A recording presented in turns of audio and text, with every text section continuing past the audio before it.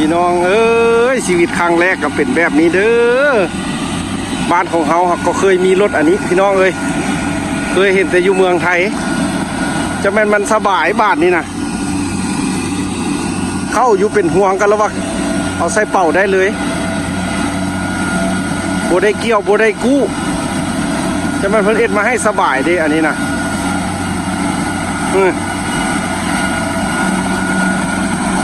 คัก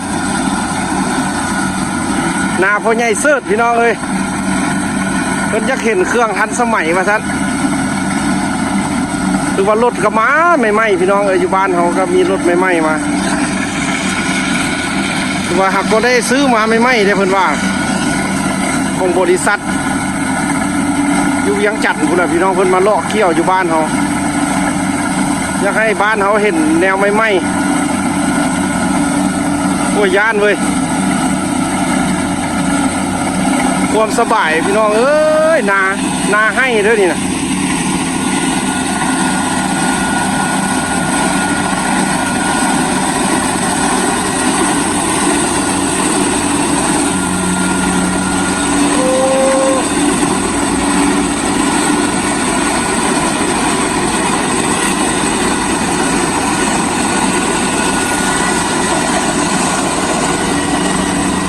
สิโบเฮียบ่นี่เนาะพุ่นปั้นพร้อมเนาะโอ้คักในบริษัทนี่นะบ่เคยเห็นจักเครือแนวนี้บ้านเฮา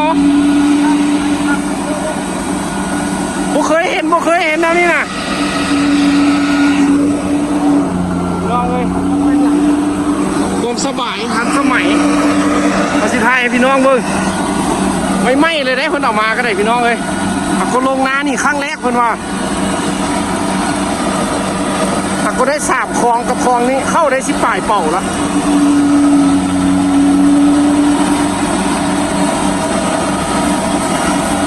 นาพ่อใหญ่เสิร์ชพี่น้องเอ้ย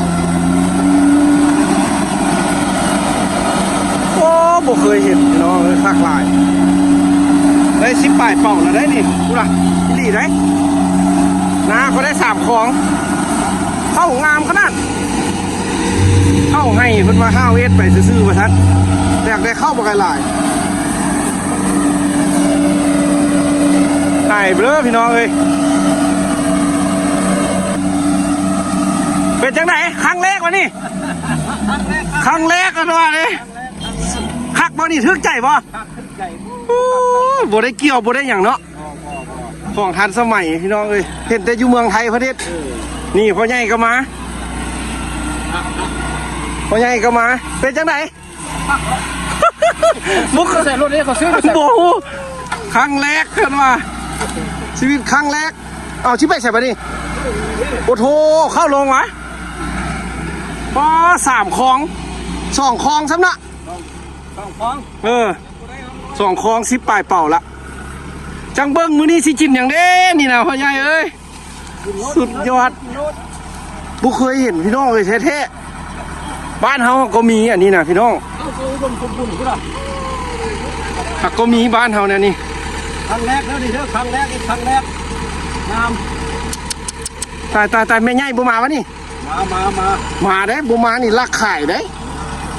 ก็เดี๋ยวเอารถมาใส่เอาเลยพี่น้องครั้งแรกนี่ละนาเพื่อนเองเพิ่นก็ว่าเอ็ดลิ้นเลี้ยงวัวเลี้ยงควายมันขึ้นมาบักงามจนได้จ้างรถมาเกี่ยวเอ็ดลิ้นไหนนี่เอ็ดลิ้นไหนเพิ่นว่าอย่างก่อนรถเกี่ยวเข้าว่ารถปั้นโอ้หนาเจ้างามอีหลีเด้อเอ็ดลิ้นนาเอ็ดลิ้นบ่ฮู้ว่าที่เป็นที่ได้ดีแต่งัวบ่เข้าเนาะบ่เคยเฮ็ดให้อยู่ทางนี้นะบ่คือเพิ่นอยู่พองภูพุ่นเนาะอันนี้เพิ่นปลูกมันพี่น้องมันบ่เป็นราคาแล้วเพิ่นดูดมันแล้วเอาเข้ามาว่านนี่นะพี่น้องก็บ่ฮู้ว่ามันสิเป็นปานนี้เข้านี่สิได้หลายขนาดพุ่นพี่น้องเอ้ยจุพุ่นมันจักไร่นี่พ่อใหญ่โอ้2 เฮกตาร์ปลายเด้อ2 เฮกตาร์พุ่นน่ะปลายไร่15 ไร่โอ้15 ไร่สมควรเด้อเข้า15 ไร่เบิ่งถ้าเบิ่ง15 ไร่สิได้จักเป่าพี่น้องเอ้ย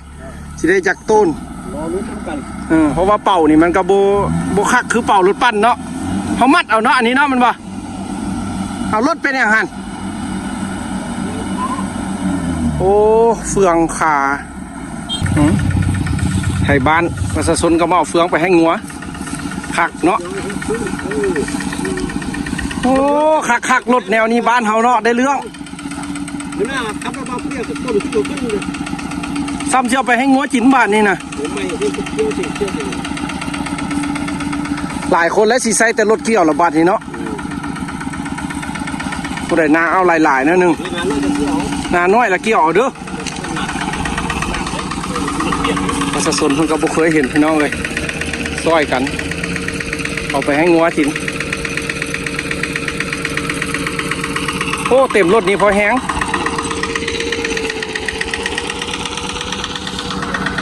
เอาถ้าอยู่ห่มก่อนพี่น้องหลายพี่ทุกคนมาเบิ้งหลายขนาดเดี๋ยวสิพาเบิ้งพี่น้องเอ้ยเพิ่นรีอยู่ห่มหุ่นคนมาเบิ้งหลายเอาอันนี้เขาย่างอยู่ทุ่งนาให้เบิ้งเป็นนาให้พี่น้องเอ้ยนาให้แนวเดี๋ยวบุเพิ่นว่านเอาพอใหญ่เสิร์ชเพิ่นก็เอ็ดจังไดเพิ่นว่างามแท้งามว่าจนได้ใส่รถเกี่ยวแล้วก็รถก็มาไม่ไหม้อีกยังไม่ได้เป็นลงใส่ป่านนี้ไปทางไหนตายสมรรถภาพไหมประชาชนมาเบิ้งใครก็บ่เคยเห็นพี่น้องเลยรถปั่น ไปนี่ก็ไปพวกมงต่อหันเลยเอาต่อกันเลย มีต่ออีกโอ้ยทางโทษน้อยๆระบบหัน มาจะทำเนี่ยคือว่าแก่โต พี่มุมสูงพี่น้องเอารถมาแก้วเลยเด้พอใหญ่เพิ่นจ้างมดมือนี่มาบ่ให้ยากเมียเพิ่นก็ยังบ่มาปานนี้มาแล้วเมียให้ซะเด้อพอใหญ่เอ้ยก็ไปเอารถมาแต่ใส่เอ็ดนี่เพิ่นมาแต่เวียงจันทน์ผู้ได้พี่น้องเอ้ยรถนี้ก็ได้นะเพิ่นสิมาลงอยู่บ้านเฮาจักเดือนนึงเพิ่นว่าเกี่ยวเข้านาปีให้ประชาชนอยู่บ้านนี้ผู้ใดที่แบบบ่เกี่ยวบ่หรือว่าบ่ท่วงบ่ทันหรือว่าอยากได้ไวรวดเร็วต้องแม่นใส่รถพี่น้องเอ้ยไวอีหลีง่ายๆนี่อันนี้ก็เป็นนาเพิ่นนี่พี่น้องคุณยาวไปของผู้ใดเดี๋ยวว่ามันสิได้จักเป่าพี่น้องเอ้ยเอากระสิถ่ายให้พี่น้องเบิ่งเด้อว่าบ้านเฮาก็บ่เคยเห็นแนวนี้แต่ละเทื่อก็มีแต่เกี่ยวเอาใส่คนนี่พี่น้องอันนี้ตะกี้มันจะเป็นสวนมันพี่น้องอันนี้นะเพราะมันบ่เป็นราคาแล้วก็เลยฮื้อถอนมันแล้วก็ปลูกเข้านี่จุ่งไว้แต่แถวนั้นน้อยเดียวพี่น้องที่ถ่ายให้เบิ่งพี่น้องโอ้ยบ้านเฮาก็มีแล้วบ้านนี้เฮ็ดแต่อยู่เมืองไทยพี่น้องอันนี้นะ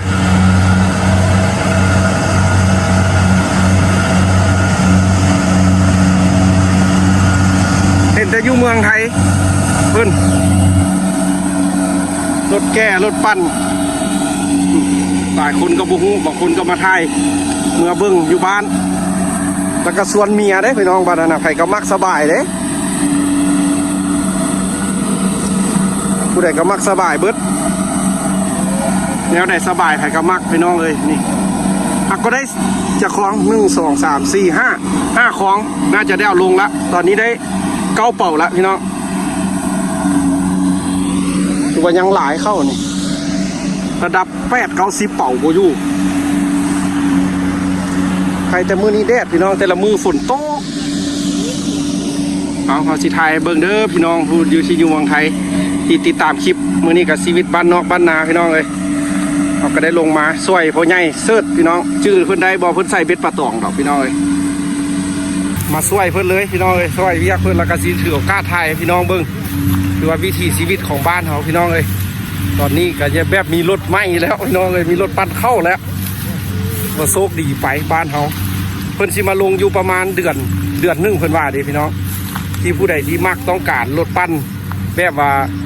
ให้ความสะดวกสบายพี่น้องเพราะว่าบ้านเขาบ่มีเด้พี่น้องรถอันนี้นะก็มีแล้วรถเพิ่นก็ซื้อมาใหม่ๆอีกเพิ่นสิมาลงอยู่บ้านเขาเพื่อให้พ่อแม่ประชาชนได้เกี่ยวได้จ้างได้บริการเพิ่นหั่นแหละพี่น้องผู้ใดที่มักความสบายหรือว่ามักอยากได้เข้าไปเฮือนไวๆพี่น้องเลยเพราะว่ายามนี้ก็ฝนก็ตกมาตลอดเขาบ่ฮู้ว่าเขาเกี่ยวไว้แล้วฝนสิมาหำมื้อใดก็บ่ฮู้ถ้าผู้ใดมักก็สั่งมาติดต่อมาเด้อหรือว่านาพ่อใหญ่เสิร์ชแล้วมันเริ่มก่อนหมู่โอ้ขับเข้าเบะๆ เอากินข้าวเบิ้งรถปั่นพี่น้องเอ้ยจนอึดข้าวอึดน้ำได้เห็นแล้วจะบ่ยักมือ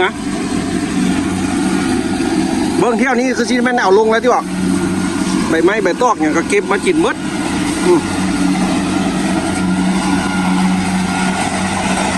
เด้รถมาละ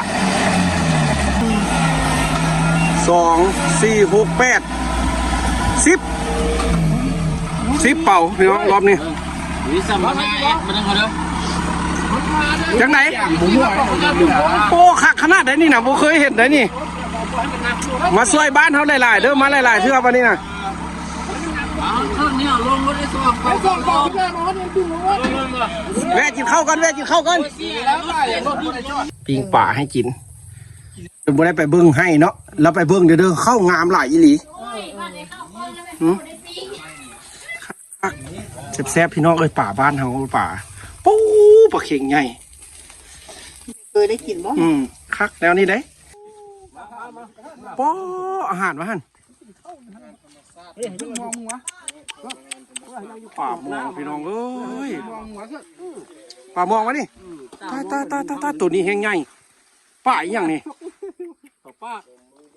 ดมมึงดูหอมบ่คักพี่น้องเอ้ยเอาเคี่ยวกินแล้วไปเบิ้งรถปั้นให้เพิ่นเอามือได้บรรยากาศอยู่ไห่อยู่นาพี่น้องเอ้ยแม่ใหญ่จะบ่ได้ไปเบิ้งรถปั้นเที่ยวไปเด้อกินข้าวแล้วนะเสะใส่ออกลงปลาดุกอุ้ยก็มียังนกเป็ดก็มีแล้วนกเป็ดมันเอานะ อย่าจินเท่านี้ขอก่อน ห่วยกับบักใหญ่ มือนี้นะ ลุงพันเลยเอา โอ้แม่นแท้เด้ นกเป็ดแท้เลย เอาไว้มือแรงอันนั้นน่ะปิงปลาคนบ้านนอกพี่น้องอยู่จังซี่แหละมากินข้าวกันพี่น้องเด้อมาแซ่บๆน้องกันเด้อแบบบ้านนอก